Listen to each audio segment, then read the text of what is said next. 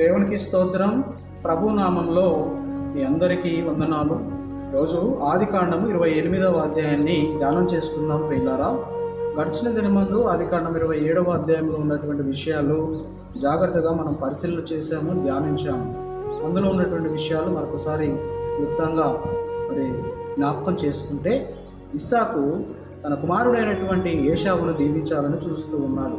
తను ప్రేమించినటువంటి ఏశావును దీవించాలని, ఆశీర్వదించాలని, గొప్ప చేయాలని ఆలోచన చేసి తీర్మానం తీసుకుని తను తెచ్చినటువంటి ఆహారాన్ని తిని తనను దీవించాలని ఆశపడ్డాడు ప్రియులారా. అలా ఆశపడ్డప్పుడు తన భార్య అయినటువంటి రిబకా మాత్రం యాకోబును దీవించాలని చూస్తుంది, యాకోబును ఆశీర్వదించాలని, ఏశావుకు రావాల్సినటువంటి గొప్ప ప్రతిఫలాలన్నీ కూడా యాకోబు రావాలని చూస్తుంది. యాకోబు గొప్పవాడు కావాలని చూస్తుంది, యాకోబు ఆశీర్వదింపబడాలని చూస్తుంది. భర్త ఒక విధంగా ఆలోచన చేస్తే భార్య మరొక విధంగా ఆలోచన చేస్తూ ఉన్నారు ప్రియులారా.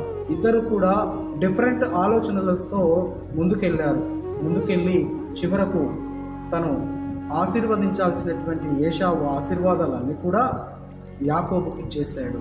పొరపాటున తిండిపై ఆశ పెంచుకొని తిండిని బట్టి తిండిపోతుగా ఉన్నటువంటి ఇస్సాకు, ఆ వయస్సులో పిల్లల గురించి ఆలోచన చేయాల్సినటువంటి ఆ ఇస్సాకు, పిల్లల భవిష్యత్తును తీర్చిదిద్దాల్సినటువంటి ఆ ఇస్సాకు ఒక్కరినే హెచ్చించాలని చూస్తూ ఉన్నాడు, ఒక్కరినే దీవించాలని చూస్తూ ఉన్నాడు, ఒక్కరినే ఆశీర్వదించి గొప్పవాన్ని చేయాలని చూస్తూ ఉన్నాడు పిల్లల. అది విన్నటువంటి భార్య రిబ్కా యాకోబును పంపించి ఆ ఆశీర్వాదాలన్నీ కూడా యాకోబుకు వచ్చేటట్టు చేసింది. ప్రియ దేవుని బిడ్డలారా, నేటి సమాజంలో ఉన్నటువంటి తల్లిదండ్రులు ఎంతమంది స్వార్థపూరితమైనటువంటి ఆలోచనలు చేయటం లేదు.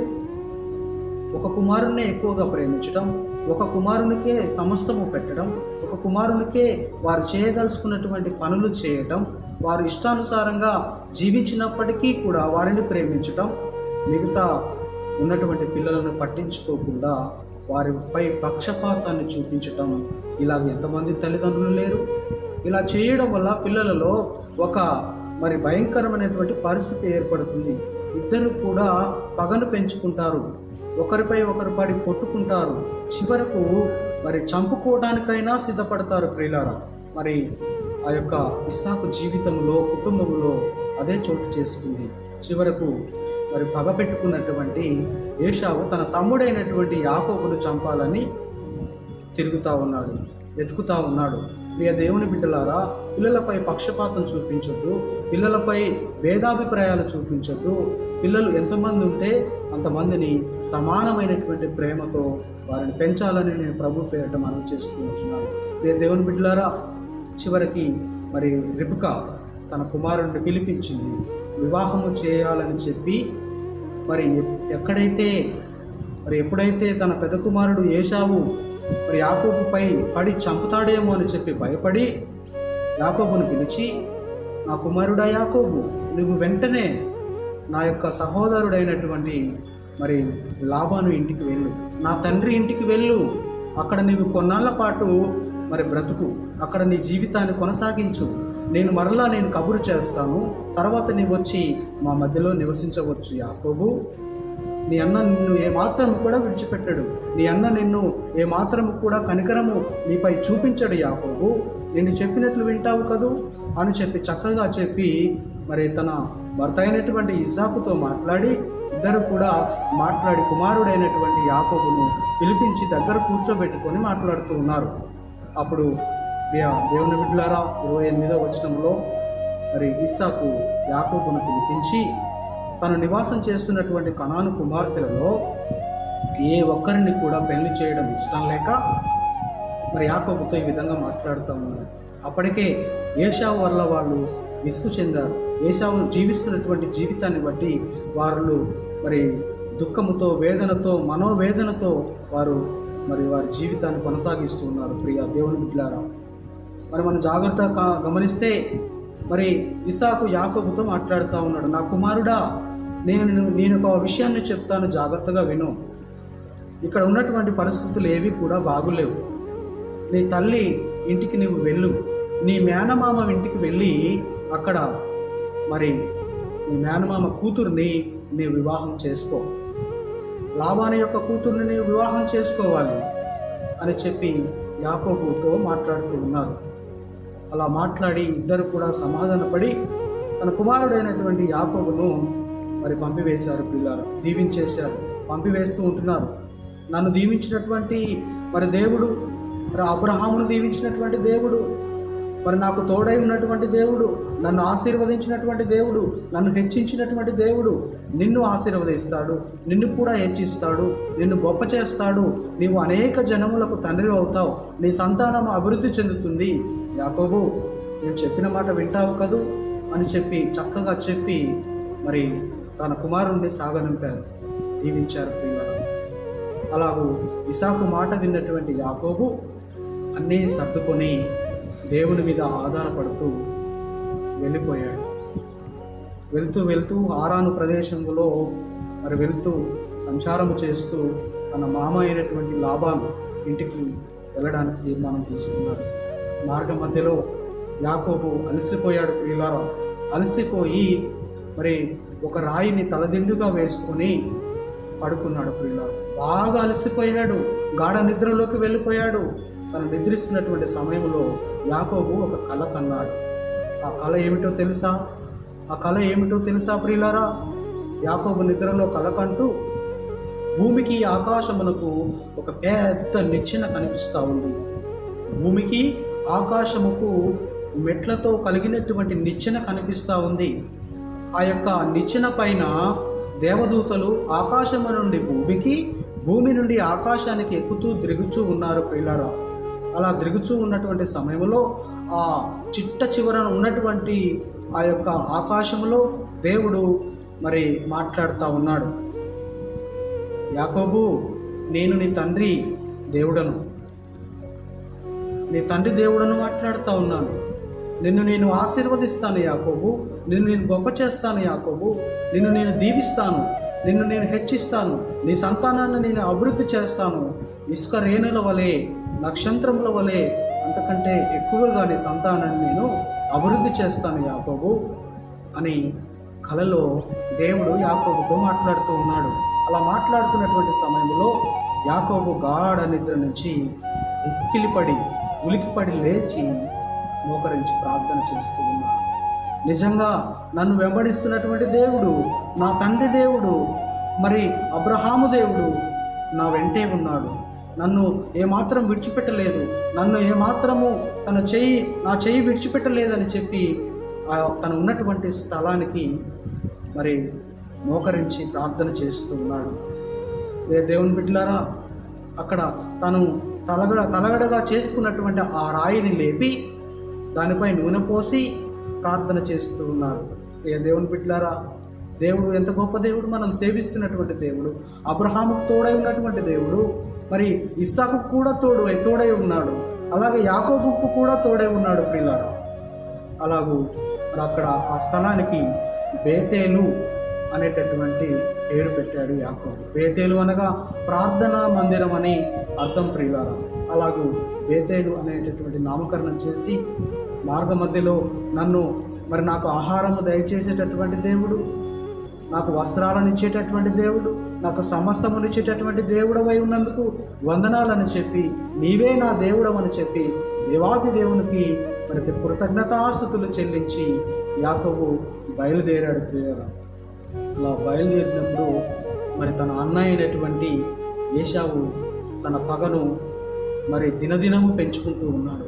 తమ్మునిపై తన పగను దినదినము పెంచుకుంటూ ఉన్నాడు. ప్రియులారా, అలా దినదినము పెంచుకుంటూ తన తండ్రి వారు అనగా తన తల్లి తండ్రి తన సొంత ఊరిలో ఉన్నటువంటి మరి స్త్రీలను ఏ ఒక్కరిని కూడా చేసుకోవడం ఇష్టం లేదని చెప్పి తెలుసుకొని తన మేనమామ అయినటువంటి లాబాను ఇంటికి పంపేశారని ఆ విషయాలన్నీ కూడా తెలుసుకొని యాకోబును వెంబడిస్తూ ఉన్నాడు.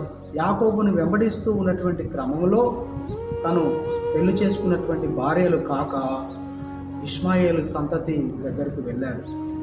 ఇష్మాయేలు సంతతి దగ్గరికి వెళ్ళాడు. ప్రియులారా, ఇష్మాయేలు సంతతిలో ఉన్న వారిని అనగా మరి ఆ స్త్రీలను ఒక ఆమెను పెళ్లి చేసుకున్నాడు. తనకు ఇంతకు ముందు అనేక మంది భార్యలు ఉన్నారు. ఆయన ఇష్మాయేలు సంతతి వారిలో ఒక ఆమెను పెళ్లి చేసుకున్నారు పిల్లలు. ఆ పెళ్లి చేసుకుని యాకోబును సమయం ఎప్పుడు దొరుకుతుందా, ఎప్పుడు నేను చంపివేయాలా అని చెప్పి ఎదురు చూస్తూ ఉన్నటువంటి క్రమంలో దేవుడు మరి తనకు తోడై ఉన్నాడు. దేవుడు యాకోబుకు తోడై ఉన్నాడు. యాకోబుకు తోడై ఉండి తను వెన్నంటే ఉంటూ యాకోబుని మరి తన మామ అయినటువంటి లాబాను ఇంటికి నడిపిస్తూ ఉన్నాడు పిల్లలారా. దేవుని బిడ్డలారా ఒకసారి ఆలోచన చేద్దాం. మనము దేవుణ్ణి వెంబడిస్తూ ఉన్నప్పుడు, దేవునిపై చూస్తూ ప్రార్థన చేస్తూ ఉన్నప్పుడు, దేవుని ఆలోచనలు కలిగి ఉన్నప్పుడు దేవుడు మన వెంటే ఉంటాడు. మన చేయి పట్టుకొని నడిపిస్తాడు. మనకు కావలసినటువంటి సమస్తమును సమకూరుస్తాడు. మనకు ఏది కావాలో ఏది వద్దో సమస్తము కూడా దేవునికి తెలుసు ప్రియులారా. కనుక యాకోబుకు తోడై ఉన్నటువంటి దేవుడు ఈ సమయంలో మనకు కూడా తోడై ఉన్నాడు. ప్రియ దేవుని బిడ్డలారా, ఎట్టకేలకు యాకోబుని మరి రెబ్కా సహోదరుడైనటువంటి లాబాను ఇంటికి పంపించి వేశారు. యాకోబు కూడా మరి దేవుని మీద ఆధారపడి యాకోబు ప్రయాణం వెళ్ళిపోయి తన మామ ఇంటికి చేరుకున్నాడు. దేవుని బిడ్డలారా, ఈ సందర్భంలో దేవుడు మనతో మాట్లాడేటువంటి మాటలను బట్టి, దేవుడు మనతో మాట్లాడినటువంటి విషయాలను బట్టి మరి మనం తెలుసుకోవాల్సినటువంటి విషయాలు అనేకం ఉన్నాయి. ప్రియ దేవుని బిడ్డలారా, మరి యాకోబు అన్నను మోసం చేసి, యాకోబు అన్నకు రావాల్సినటువంటి ఆశీర్వాదాలను దొంగిలించి భయముతో, ప్రాణ భయముతో నా అన్న నన్ను ఎక్కడ దొరికితే అక్కడే చంపేస్తాడేమో అనేటటువంటి భయము అనేటటువంటి ధోరణి కలిగి ముందుకు వెళ్తూ ఉన్నాడు. భయపడుతూ బ్రతుకుతూ ఉన్నాడు. భయపడుతూ మరి మన జీవనాన్ని కొనసాగిస్తూ ఉన్నాడు పిల్లరా. ఆనాడు తల్లిదండ్రులు చేసినటువంటి ఆ పరిస్థితిని బట్టి ఇద్దరు కూడా మరి ఒకరంటే ఒకరు ఇట్టకుండా, ఒకరంటే ఒకరు పడకుండా ప్రేమను చూపించుకోవాల్సినటువంటి సహోదరులు, ఐక్యత కలిగి ఉండాల్సినటువంటి సహోదరులు మరి విరోధముతో మరి కోపము పెంచుకొని ఒకరి మీద ఒకరు మరి కోపాన్ని పెంచుకుంటున్నారు. యాకోబు భయపడుతూ ఉన్నాడు. ఏశావు మాత్రం సమయము, సందర్భం కోసము ఎదురు చూస్తూ ఉన్నాడు. ఎప్పుడు చంపాలి, నా ఆశీర్వాదాలన్నీ కూడా దొంగిలించినటువంటి మన సహోదరుని నుండి ఎప్పుడు పట్టుకొని నా కసి తీరా చంపివేయాలి అని చెప్పి మరి తిరుగుచూ ఉన్నాడు ప్రియులారా. భయంకరమైనటువంటి మరి జీవనాన్ని మరి పెద్ద కుమారుడైనటువంటి ఏశావు కొనసాగిస్తూ ఉన్నాడు. ప్రియ దేవుని బిడ్డలారా, నేను చెప్పదలుచుకున్నటువంటి విషయం ఒకటే. మీరు కన్నటువంటి మరి పిల్లలను జాగ్రత్తగా త్రాచులో పెడితే ఎంత సమానంగా వస్తుందో ఆ సమానమైనటువంటి ప్రేమను మీరు కలిగి ఉన్నటువంటి పిల్లలకు కనబరచాలి. మరి దేవుడు సమానమైనటువంటి ప్రేమతో మనల్ని చూస్తూ ఉన్నాడు కదా. దేవుడు మనపై సమానమైనటువంటి ప్రేమను చూపిస్తూ ఉన్నాడు కదా. మనం ఎందుకు మన పిల్లల మీద సమానమైనటువంటి ప్రేమను కనపరచకూడదు? సమానంగా మన పిల్లల్ని ఎందుకు ప్రేమించకూడదు? మనకు ఇష్టం ఉన్నటువంటి పిల్లల్ని ఒక రకంగా, ఇష్టము లేనటువంటి వారిని మరొక రకంగా చూస్తే వారు పెరిగి పెద్దవారైన తర్వాత వారు ఒకరిపై ఒకరు మరి యాకోబు ఏశావుల మాదిరిగానే వారు ఒకరిపై ఒకరు పడి కొట్టుకొని చస్తారు. ప్రియ దేవుని బిడ్డలారా, వారు జీవిస్తున్నటువంటి జీవితాన్ని మనం జాగ్రత్తగా పరిశీలన చేద్దాం. వారి వల్ల మన పిల్లలు ఉండకుండాన్నట్లుగా కనికరమును, జాలి, దయా, ప్రేమను కలిగి ముందుకెళ్ళినట్లుగా మనం మన పిల్లలను పెంచేవారిగా ఉండాలి. మన పిల్లల్ని ముందుకు నడిపించే వారిగా ఉండాలి. దేవుని భయభక్తులు కలిగి వారిని ముందుకు నడిపించే వ్యక్తులముగా, తల్లిదండ్రులముగా మనము ముందుకు కొనసాగినట్లయితే మన పిల్లలు మనము మరి ఏది చేయట చూస్తారో వారు కూడా అదే చేస్తారు. ఆనాడు ఏశావును, యాకోబును, ఇస్సాకు, రిబకాలు మరి ఇద్దరు మరి రకరకాలుగా అనగా విభేదాలు వచ్చేటట్లుగా వారిని చూశారు. ఎవరికి నచ్చినట్లు వారిని ప్రేమించారు ప్రియులారా. అది మనసులో పెట్టుకున్నటువంటి వారు పెద్దయిన తర్వాత ఒకరి మీద ఒకరు పడి కొట్టుకోవడానికి సైతం లెక్క చేయకుండా వారు పెరిగి మరి ముందుకు సాగుతూ వచ్చినారు ప్రియులారా. దేవుని బిడ్డలారా, ఈరోజు విన్నటువంటి వాక్యాన్ని బట్టి మన వినికిడిలో భద్రపరుచుకున్నాం. దేవుడు మాట్లాడినటువంటి మాటలను బట్టి పిల్లల విషయంలో జాగ్రత్తగా ఉందాం. పిల్లల విషయంలో జాగ్రత్తగా ఉందాం. మన పిల్లలని మరి మంచి తత్వములో, భయభక్తులు కలిగినటువంటి భక్తిలో మనం పెంచేవారిగా ఉందాం. ఇతరులను చూస్తే కనికరం కలిగి, మరి ప్రేమ కలిగి, సంతోషము కలిగి ఉండే పిల్లలుగా మనం పెంచాలని నేను ప్రభుపేట మనవి చేస్తున్నాను. పిల్లలు, దేవుడు అందరినీ సమానంగా చూడట్లేదా? దేవుడు అందరికీ సమానమైనటువంటి పరిస్థితులు సమకూర్చటం లేదా? మనం ఎందుకు మరి విభేదాలు తెచ్చేటటువంటి వారుగా ఉండాలి? కనుక ప్రియులారా, మరి దేవుడు ఈ అధ్యాయంలో మాట్లాడినట్టుగా మరి ఇద్దరు కూడా మరి ఇస్సాకు రెబెకాలు సమాధానపడి మరి యాకోబును పంపించి వేసినట్లుగా మనం చూసాము, గమనించాము. తర్వాత అధ్యాయంలో ఏ విషయాలు చోటు చేసుకోబోతున్నాయో మనం ప్రార్థన పూర్వకంగా సిద్ధపడదాం. మరి మన పిల్లల విషయంలో జాగ్రత్త పడదాం. ఈ మాటలను బట్టి, దేవుడు మాట్లాడినటువంటి ఈ విషయాలను బట్టి దేవాతి దేవుణ్ణి స్తుతిస్తూ మహిమపరుస్తూ మరి ఈ మాటలు ముగిస్తూ ఉంచుతాను. దేవుని నామానికి మహిమ కలుగును గాక. ఆమేన్, ఆమేన్, ఆమేన్.